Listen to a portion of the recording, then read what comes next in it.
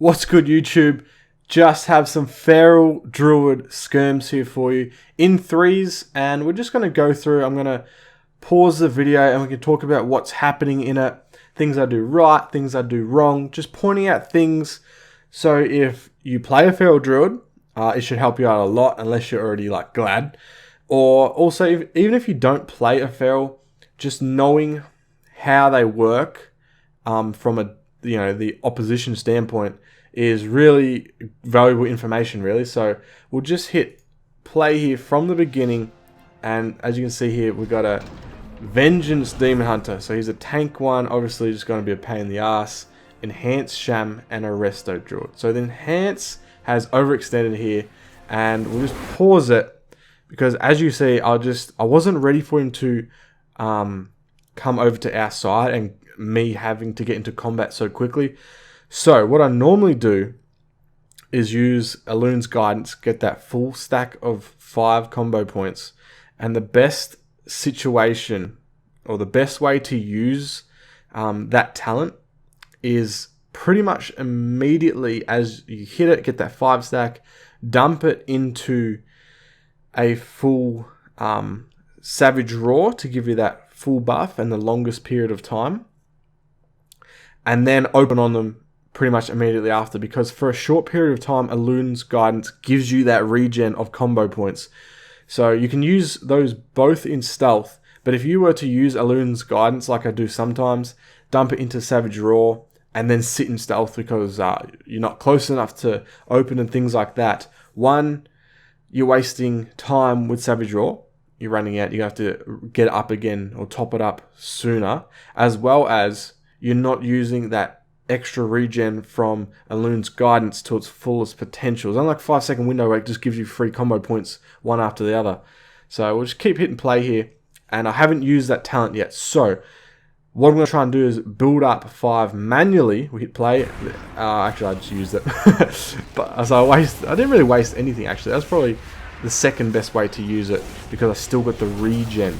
So got up the Rip, the Moonfire, and the Rake onto him. Now I'm just going to spread it onto the Resto Druid. So he has all 3 bleeds on him right now, and pretty much he's just taken a lot of damage. So it's just dump shit into him. I used my artifact talent, and when I use my artifact talent, I always usually use burst just to get, it's one of the major damage things other than Rip. That's your main one, but I know it does a lot of damage. Now the Resto pop Incarna run away. Can't kill him through that, but we can try and cancel out his heals and top him up, because my bleeds, even though they may have fallen off as of now, my bleeds will have still been ticking on that shaman, and having all kinds of issues for the Druid.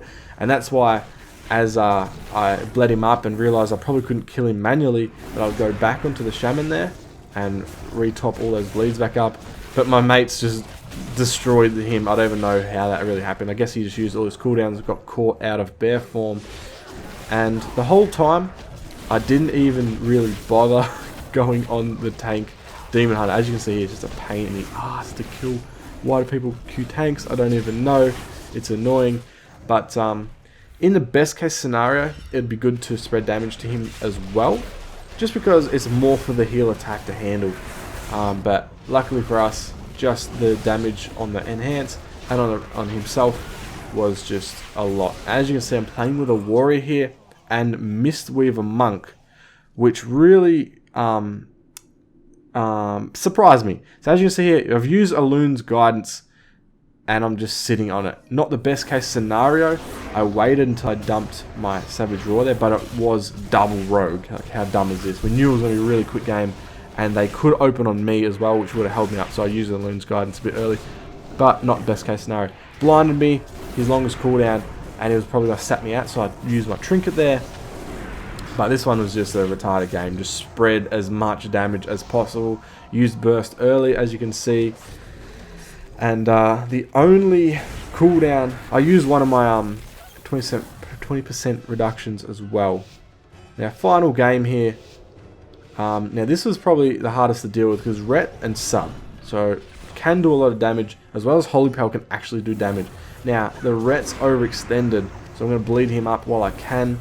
Nearly got caught out of form there. I think it's because I'm hitting double tap on the Moonfire by accident. So I've got bleeds onto the Rets. Now switch onto the healer. Full bleeds up there. Dump the rip into him. And he ran away. Now I've gone onto the rogue. Now the rogue's popped his evasion. So no point trying to hit him with melee. Go back to whoever I can get a hold of. And that happens to be the Holy Pal. Going on to the Ret here probably would have been a better situation because his bleeds would have fallen off as of now. Luckily, the blind broke there because I used the trinket prior. Wasted my kick there. He actually juked me. It was good from him. And I have no stuns. So pretty much it's just a damage game. But look at our monk. None of us are taking damage. I am taking damage, but I'm dumping my own heals into me.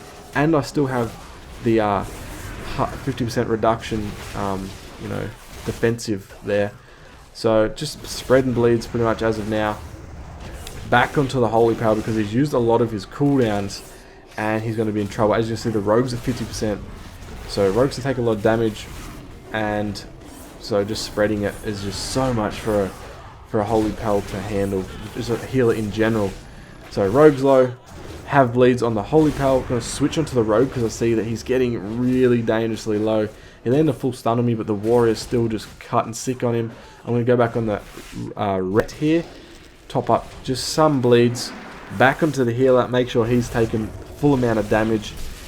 No cooldowns I can use. I've still got my defensive. Monk's taking a little bit of damage here, but he's, you know, not clearly in as much trouble as the healer and the rogue right here. The bleeds are too much to handle. Just trying to shut him down as much as possible. Realized he's not going to die. Got away from me. Just grabbed the rogue because he's low as well. They're both low. One of them has to go down soon, unless they just manage to get out. Have my bash up, kill him through the stun.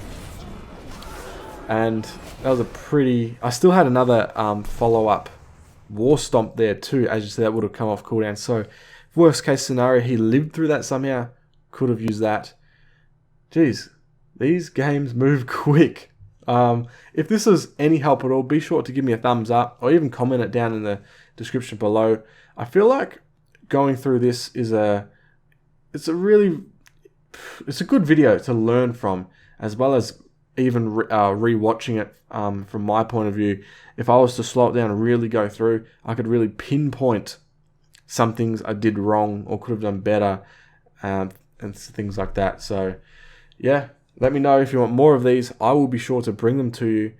Next video coming up, I'll probably start working on it now or tomorrow, will be how to gear the fastest. I think if I can make a good enough video, good enough information, I'll be bringing that out because I know a lot of people are not going to be ready for this PvP arena season.